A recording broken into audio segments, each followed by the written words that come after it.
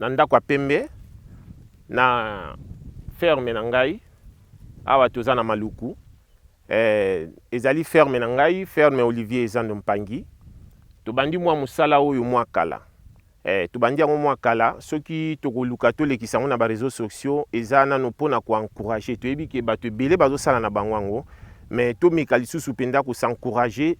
Donc tokota vraiment na agriculture. Donc tozwaki mwa ba contact na bato ebele yango tolobi ke non tolekisa ngo na média. Kombo na nga Olivier Ezando Mpangi. Tozali wana ferme na ngai. Musala ezo salama awa toza à peu près na ba 20 hectares ya pamba. Donc tozo meka kaka. Yango tomekaki tokota awa na ferme tobengi bandeko ya nouvelle tendance télévision. Bango nde batu bakolekisela biso yango na ba média batu nyonso bayeba. Tozali awa na moto vraiment azo aider biso mingi Papa Noël. Papa Noël azali awa ye penza abandaki na biso dès le début. Tobandaki na ye dès le début na musala oyo. Donc azali papa moko nakoki nakoloba jamais te, mais nakoki kokabwana na ete po ayebi mboka oyo eza mboka na bango. Yango tolukaki vraiment tolekisa yango tomeka pe ko expliquer mwa muke toyebi ke bato bazosala musala oyo, mais tozosenga vraiment soki tokoleka na ba média oyo eza mbala liboso, mais tokomeka vraiment koleka su na ba média ke bakonzi bameka kotiela biso maboko. Zwi ba contact na bandeko na biso ya Cameroun, ya Côte d'Ivoire, voire même ba Bénin. En tout cas, ba autorité na bango bazo tikela bango tante, bazo financer bango mwa muke. Donc soki tokosala be mission ya boye ekoleka mingi po to beta vraiment porte ba konzi na biso bo tiela biso maboko po nzala o eza na mboka na biso eza moko ndire ignorance na biso moko. Maxi Bien-être is a dietary supplement. The plants which are inside regenerates the body, cleans diabetes and blood pressure. It removes hemorrhoids, solution for erection issues, early ejaculations and sexual weaknesses. For prostate issues, take your Maxi Bien-être after your medicine treatment. Women who also got diabetes pain, Maxi Bien-être can heal and change lives. You can see that all the people who are taking Maxi Bien-être look better and reflect youth. Take a pod, mix it in a glass of warm water and drink. Then you will be healthy.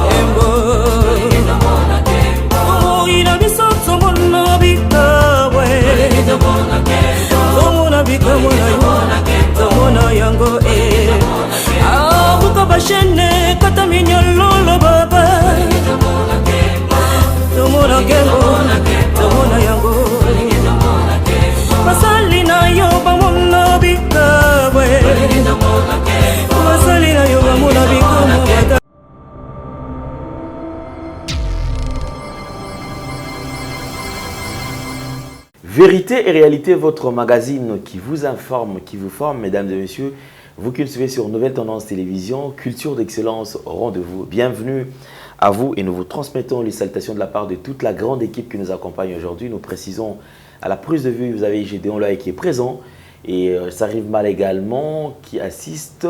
La réalisation est bien signée Jonan Zouzi et Jordan Panzou. Mesdames et messieurs, nous allons aborder le tout premier élément, c'est la fondation Ndélé au cœur de la nation ainsi que l'orphelinat Famille du Cœur Christ Rédempteur. Et comme vous le savez, vous qui êtes sensibles aux cris des détresses, vous avez besoin d'aider les démunis, vous avez besoin de soutenir le pauvre, le veuve, en tout cas pensez à cette structure et Dieu va tous nous bénir. Comme vous le savez, nous allons prendre les images et on se retrouve juste après. Bonjour, chers frères et sœurs en Christ. C'est votre humble serviteur, le pasteur Bayekele Guibobala. C'est à partir de la chaîne Nouvelle Tendance TV. Je vous salue dans le nom puissant de notre Seigneur et Sauveur Jésus-Christ. Alors, frères et sœurs, aujourd'hui, je suis pour vous demander, bien-aimés, à pouvoir vous abonner sur cette chaîne parce que à partir de Londres, où j'œuvre dans l'église Porte Étroite London, et par-ci par-là en Europe aussi pour ceux qui me connaissent. Alors, quand je vis M. Alain Délé avec des jeunes enfants chez Gay, j'avais dit voilà, une très bonne terre et facile, bien aimé, à convertir dans le christianisme. C'était ces jeunes-là délinquants qui manquent même quoi manger, qui manquent un abri pendant que toi tu en attends. Et voilà, c'est pourquoi j'étais venu ici à Kinshasa pour joindre mon bien-aimé et travailler ensemble avec lui. Alors, bien-aimé, contribuez vraiment pour l'œuvre du Seigneur que mon bien-aimé Alain, avec toute son équipe, sont en train de faire. Donc, il cherche à plus se faire de disciples pour Jésus-Christ. Voilà, je vous salue et je vous reviens très bientôt sur cette même chaîne. Mais abonnez-vous et nous aurons à vivre des merveilles de l'Éternel dans nos vies, parce que l'ouvrier mérite son salaire. Soyez bénis, peuple de Dieu, soyez bénis. Notre Dieu est tellement bon, soyez bénis. On se reverra très bientôt. Bye bye.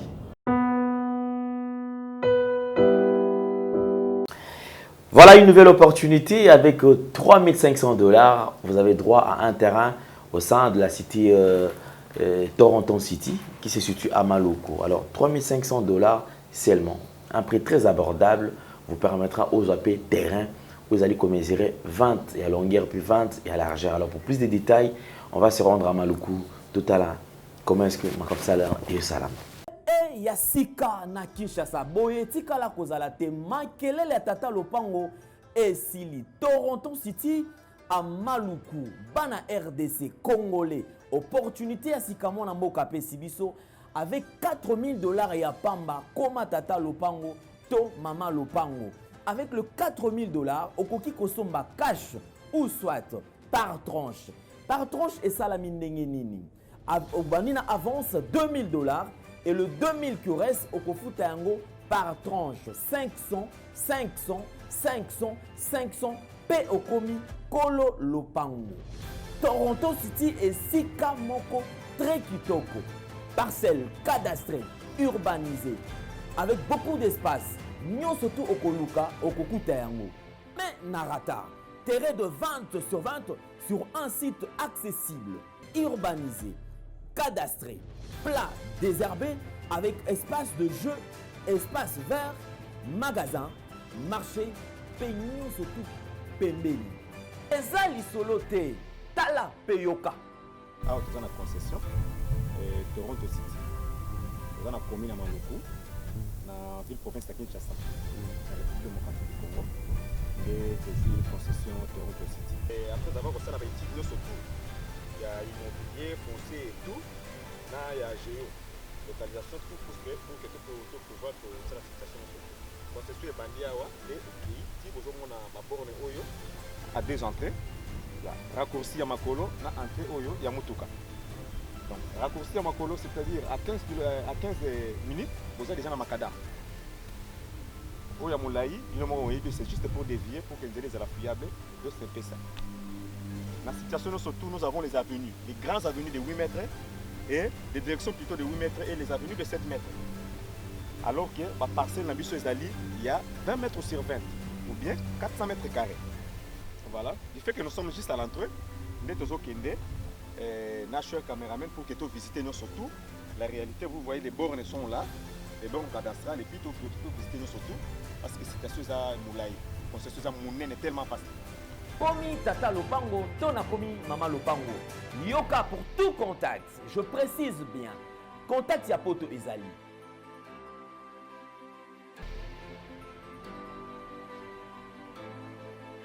Oya Kinshasa Ezali.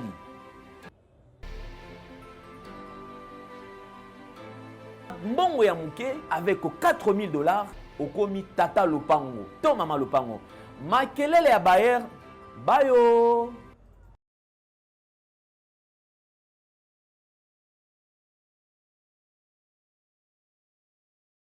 Tout le plaisir est le nôtre, mesdames et messieurs. Nous traversons un très bon moment puisque nous croyons à l'existence de notre Seigneur et Sauveur Jésus-Christ de Nazareth. Comme si vous croyez également, comme moi, je crois que nous allons tous croire que l'avenir sera toujours meilleur parce que parce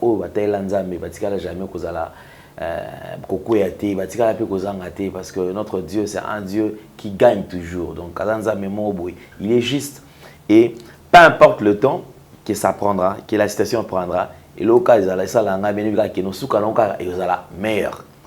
Merci beaucoup, nous avons le plaisir d'avoir sur ce plateau pour la première fois, et je crois d'ailleurs l'image au Bolanda va intégralité pour toute la image, ils allaient pour sensibiliser Congolais.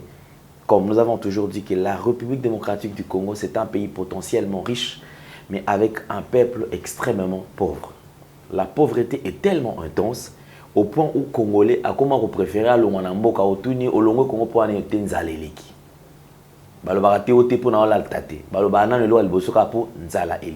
Alors, comment combattre la famine? Comment est-ce que Congolais a coquille que ça là que les lotos longwa na stade dia c'est autozali pour lobby de atteindre niveau local là bande comme sous. Autrefois en République démocratique du Congo, on mangeait 3 fois. Tongo, midi, pourquoi? Mais lélo, il y a un phénomène qui règne koukao. C'est-à-dire que, mais là, la journée, zelaka et logo 20 € sur le lait et les misipeyo au tebi, au kekolala. C'est vraiment, on t'est pour un cannabis, mais du moins, il y a quand même des Congolais qui se sont dit non, trop, c'est trop. Ils n'ont pas regardé seulement au Kolba que non, gouvernement paie ça non bongo, non. Ils se sont dit avec le moyen des bords, le peu qu'ils ont, ils vont d'abord se battre, enfin, il y a Kusunga, population.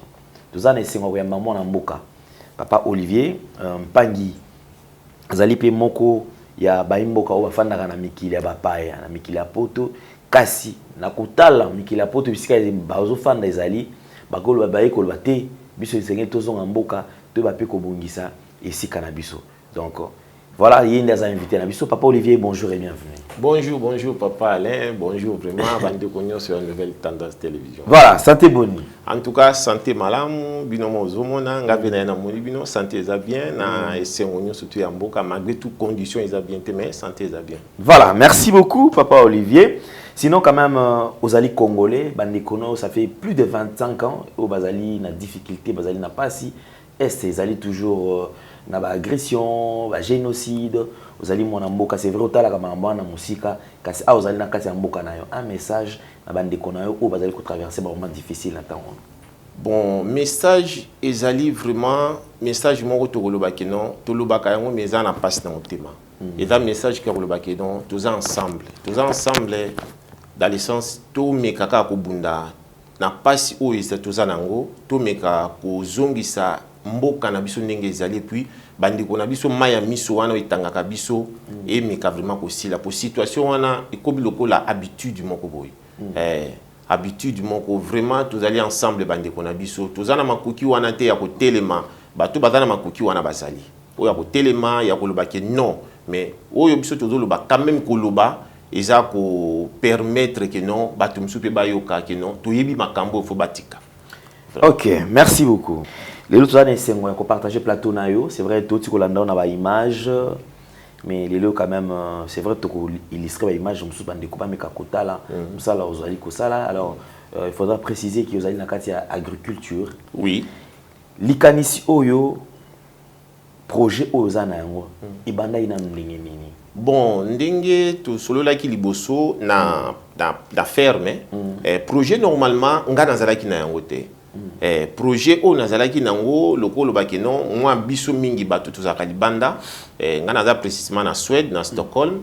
Projet zalaki ndenge zalaka nasomba place na ngai. Nasomba lupango. Osombi lupango nasomba isu lupango. Osombi lupango nasomba lisusu donc au moins okomi nango 3 4 bon. Au juste na kubandaka ko yana 20 na lupango. Non. Et puis neka balobaka celui qui a trouvé une femme trouve le bonheur. Moi si nangai maman qui m'ampangi bibi na pesi mbote place azali. Maman bibi te pesi mbote. Madame Pangi leki na ya moi si azala ki awana Kinshasa squad en Afrique du Sud Mimi Kima ye mutabinga ka bi papa Olivier ba cousin na biso moko ba dans les États-Unis bayaka awa basala bilanga basomba ki mabele. Nga bien bon abiso ki moyen zali tomika. Il y a solo, tu me cas qui est en 2012 si je ne me trompe pas. Tu sombi ma belé, l'air tu sombi ma belé, poto banda projet wana, donc c'est ça, projet de kantiwane ya ki bon. Normalement personnellement na zaki na ngote. Donc maman Mimi, belle-sœur na nga mutuwa, check nga na makambo na zana musiko. OK. Lelo c'est vrai que généralement bande ko belé bazali ko uta poto c'est vrai, on ne minimise pas le business de quoi ça là, mais très souvent, les rares au monde en agriculture, en élevage. C'est-à-dire que mon qui bande quoi lancé comment fermier pour permettre de nourrir la population. C'est ça. Non. Les gens préfèrent plus peut-être la biloko aussi na poto. Na kati ba boîte, ba biloko avec la poto ba nango awa po bateka pas font l'alimentation et tout consort. Mais du moins le bité biso il faut que biso tolo naka awa po to bana ko subvenir à besoin il y a des économies sur le terrain. Et alors au CGNA qui était ko ba kenene ba mona jika tuta poto ayi susu ko to akene na bilanga. Oui, au moni papa len nako lo bakino personnellement ngai local boso nako kaka fierté.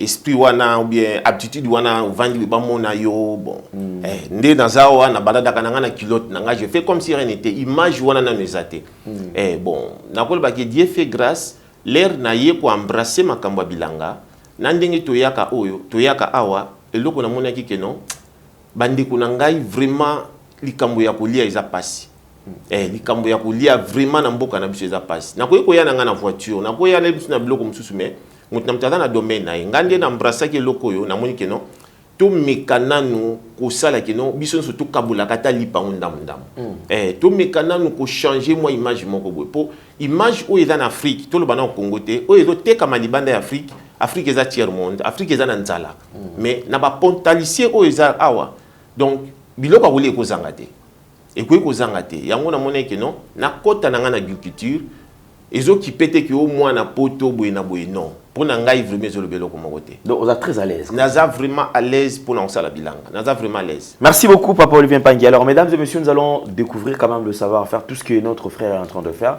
Alors to kozunga na ferme à to qu'est-ce que côté kingakati.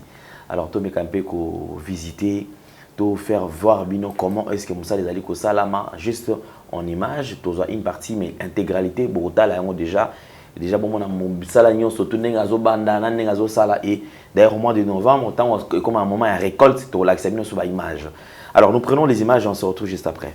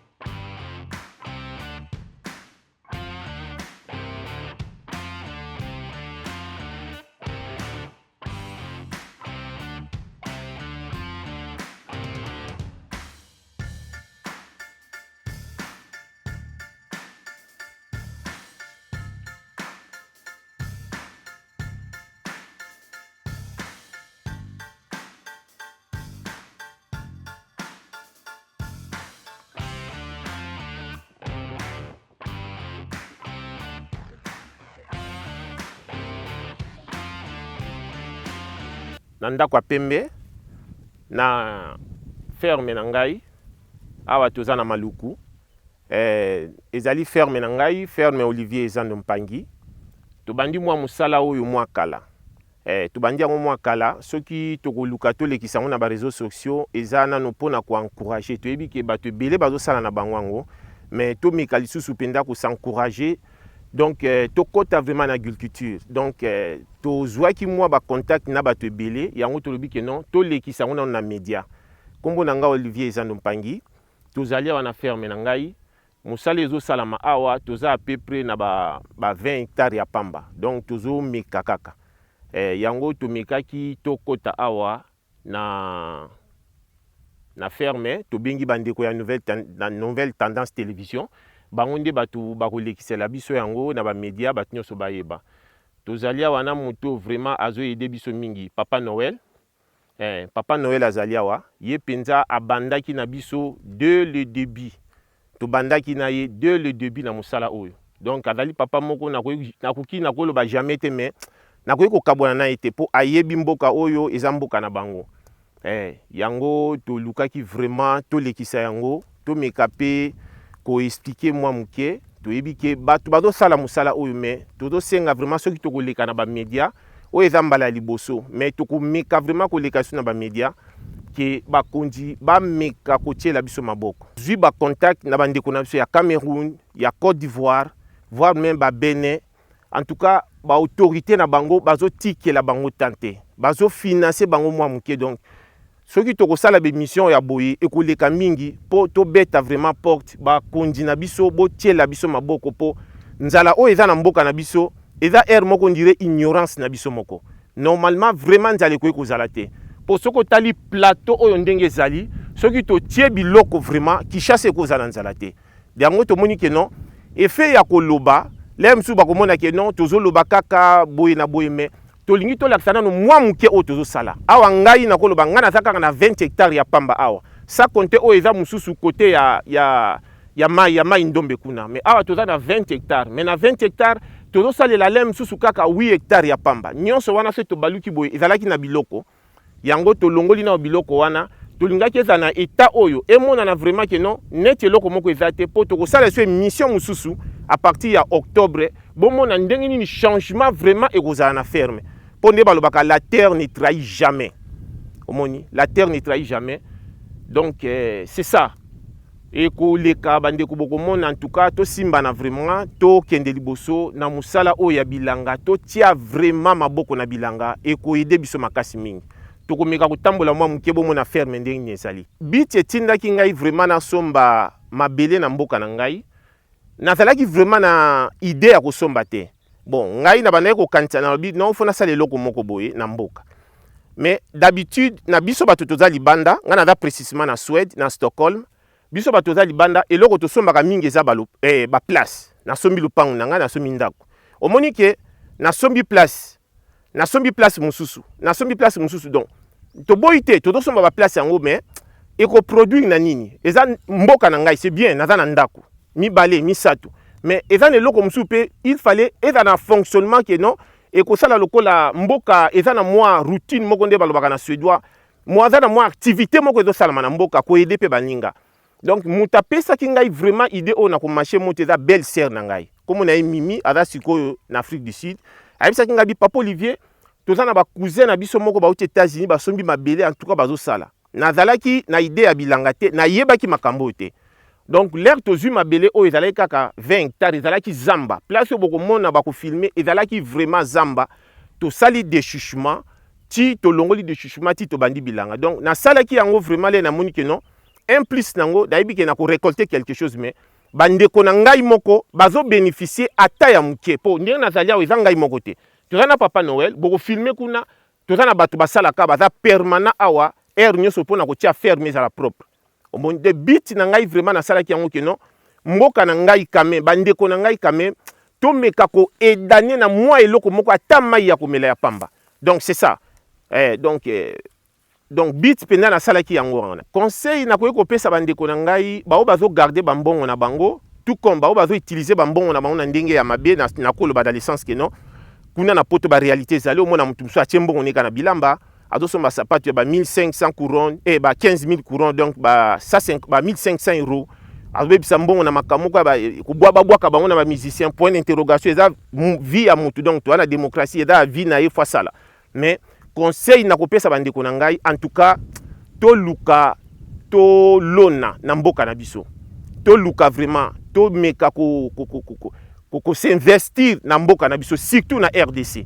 Négligence vraiment eza na ba côté belé, to za vraiment na négligence. Ceux qui to koloba conseil po nga nazo fréquenter mingi ba Camerounais, nazo fréquenter bandeko na nga ba Ivoirien.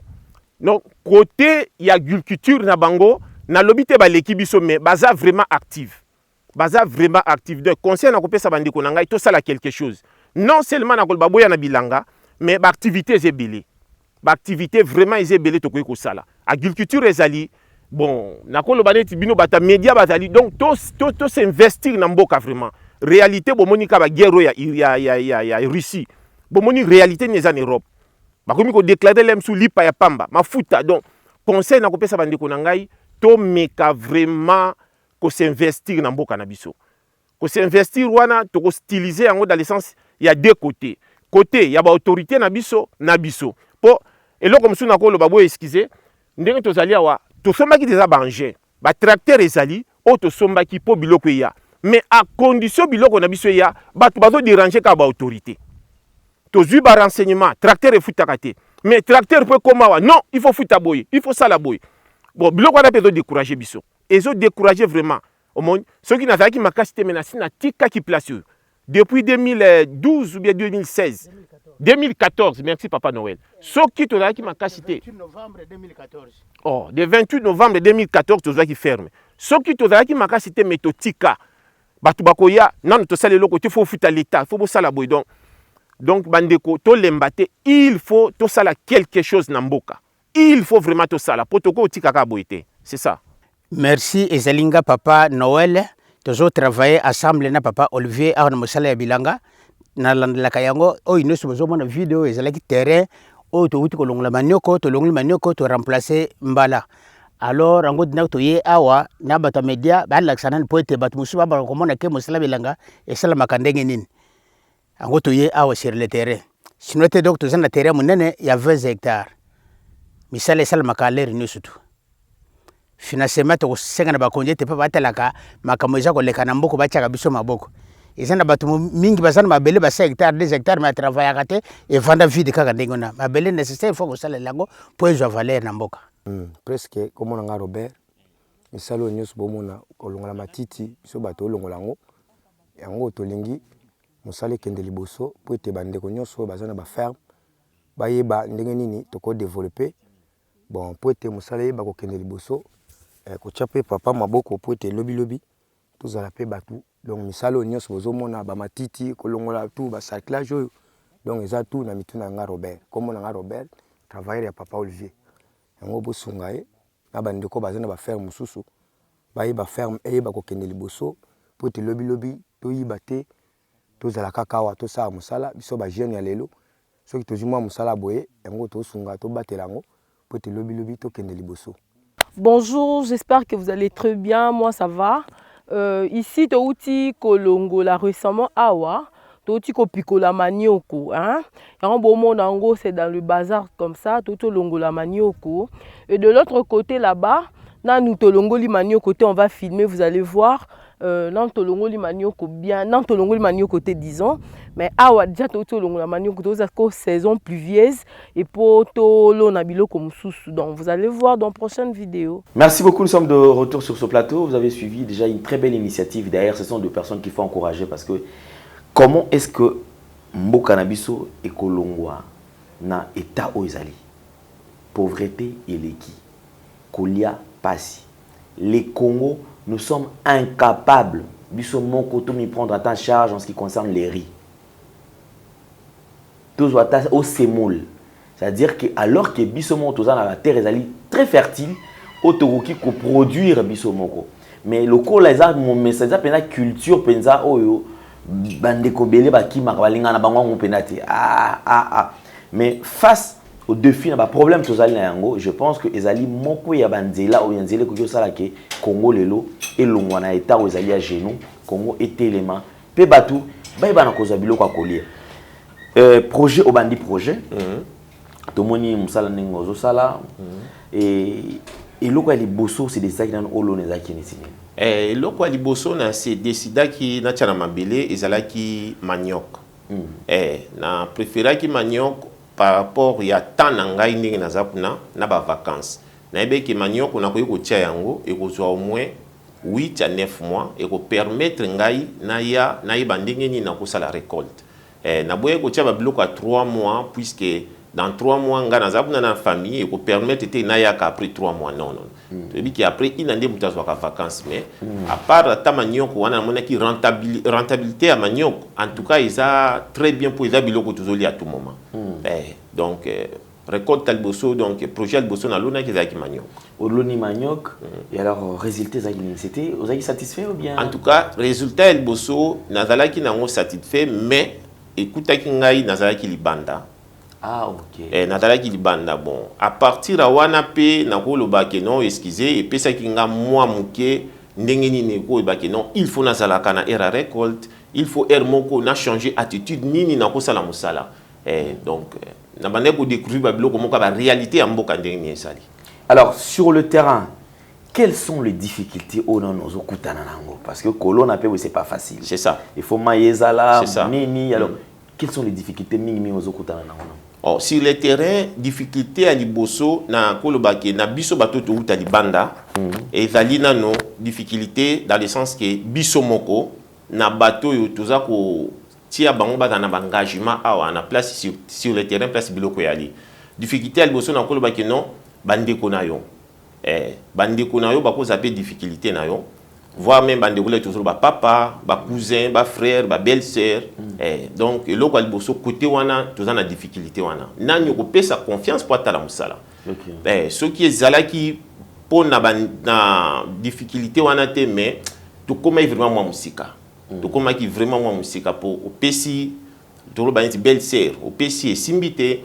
Au pesi voir même papa ou yape aboti yo et simbité au pesi ba cousin ba cousine donc et simbité wana la difficulté na biso ça compter to lo ba difficulté o izaneti ya mboka na biso ndenge zali.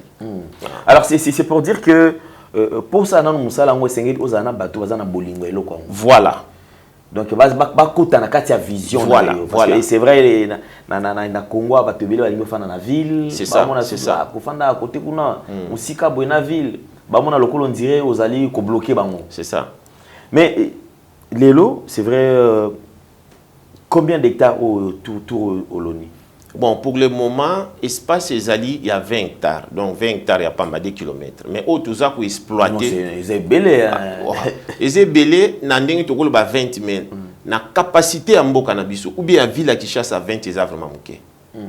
20 ça muké pour ndenge plateau ezawana so tobito exploiter kaka plateau qui chasse eko kufanzala te plateau kaka plateau donc avant que to mama indombe qui chasse jamais eko kufanzala ozomona donc c'est ça donc na ba difficulté na koloba eloko mususu ezalaki place nazali mai ezali te todo dépendre kana mbula donc l'air mbule beti oyebike en tout cas biloko na ngeza na problème te.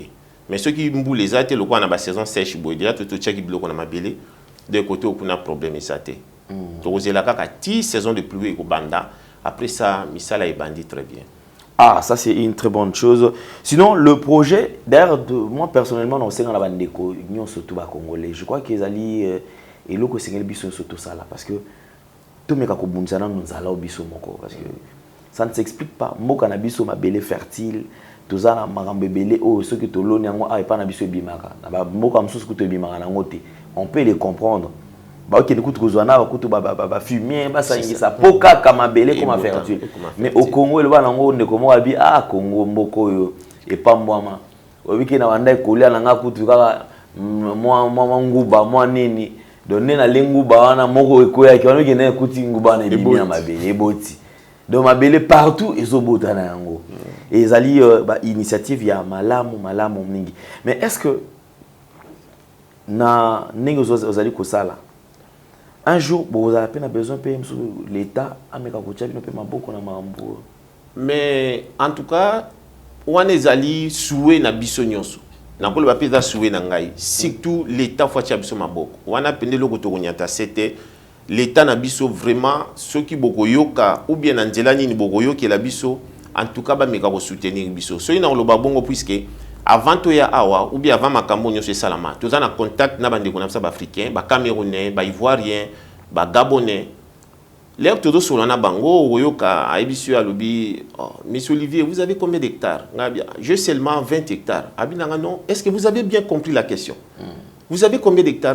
Non, j'ai seulement 2 km 20 hectares. Abinanga, mais qu'est-ce que tu fais en Europe? Abi, moi j'ai seulement 5 hectares. Même si, à un millionnaire, il y a un dollar, un millionnaire de francs CFA.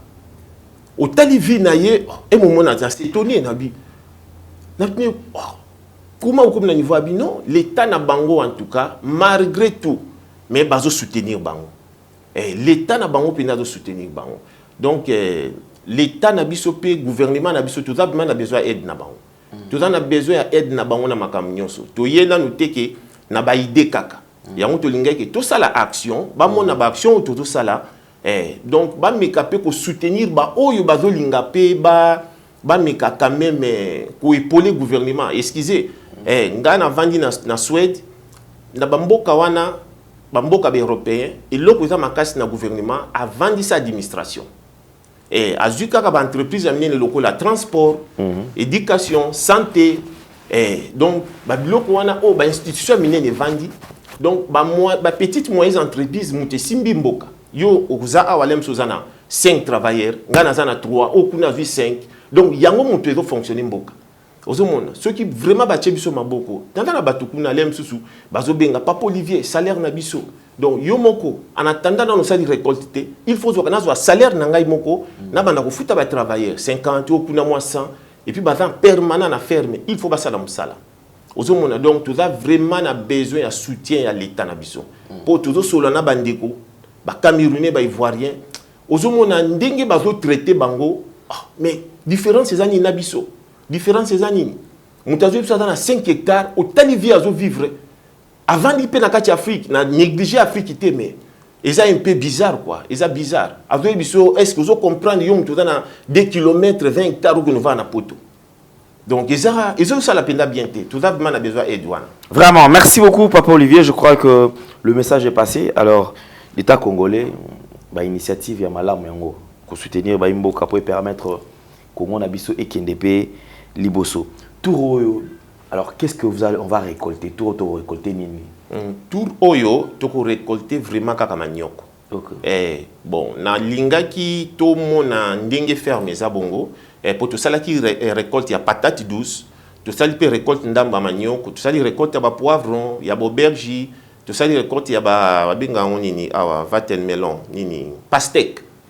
Tout ça li récolte nango na lingaki ferme etika la bongo to kota na na mwa ba image après là to ça la récolte mususu emonana donc récolte ko ya prochainement to tika ka manioko kaka so ki to tie manioko na ko pesa explication muke expliquer nga excusez pour l'air to solo la kana ba ndeko na biso ba africain ba ndeko na biso moko ba ivoirien ba camerounais bazolo ba tout moment que to meka kolona biloko biso mo tozolia et ko faciliter biso vraiment.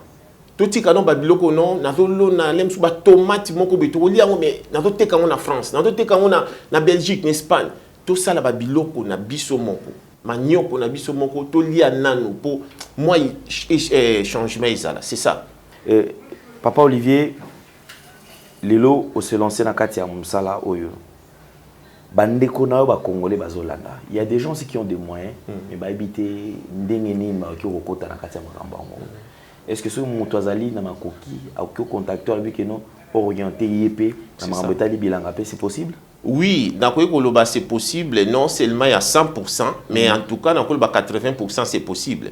Pour nous vendre moi makambo yo musalo ya bilanga, premièrement, l'air to utakakuna, na ko kopesa conseil, tant on lancer au côté de projet oyo, longo la na no image oyo to utakana ngokuna.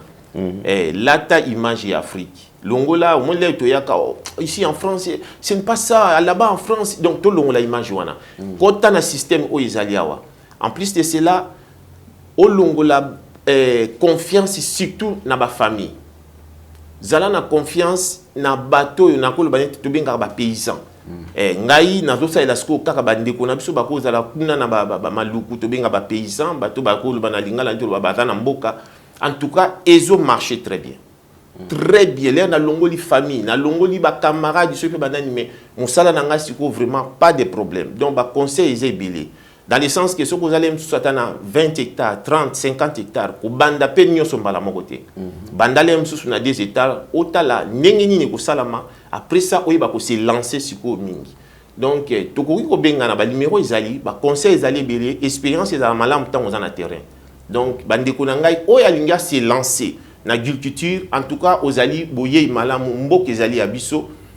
Toko chance da toko sala bi change ba idée toko kabolande ba soda balobaka inge so mtani alt mutu moko ta yebi nyoso. Donc il fait ko sala toujours so pe expérience makambo belé. Donc oyo alinga ya na agriculture toko tanango to simbana ekozala malamu pona mboka na biso. Merci beaucoup papa Olivier était le nôtre pour partager plateau Nayo, bandeko quand même à remercier à pesa pembo te bali oui. Et bandeko ba otalo c'est ça boyo le kabona mais tout le monde au pesi so mbote. C'est ça.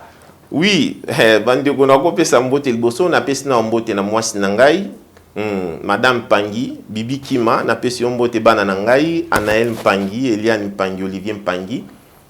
Wana mwasi na ngai na bana na pesi leki na ngai na lingie mingi mwana mama na ngai Honori na kwala baneve na ngai GD Chéribin Aaron Charlie beau-frère na ngai Charlie na pesi mbote puis na bosanité ceux qui ba projet ezali boye nde baloba kaka na Bible lobi projet ezangi conseil ya malamu ekenda musika te na ba jeune frère na ngai lokola Francis Fungula ye pas na domaine mais dans domaine ya banyama na trésor Fungula ba leki wana vraiment ba conseiller moko penda donc na ba domaine absolument solo laka na bosanité papa Godé Mendes en tout cas merci beaucoup na ba conseil na yo évangéliste Antonio Lutondao merci na bosanité frère nanga Georges frère Calé ba papa Benoît donc merci beaucoup sœur nanga Brigitte Yambela sœur nanga patience moi c'est papa Edo.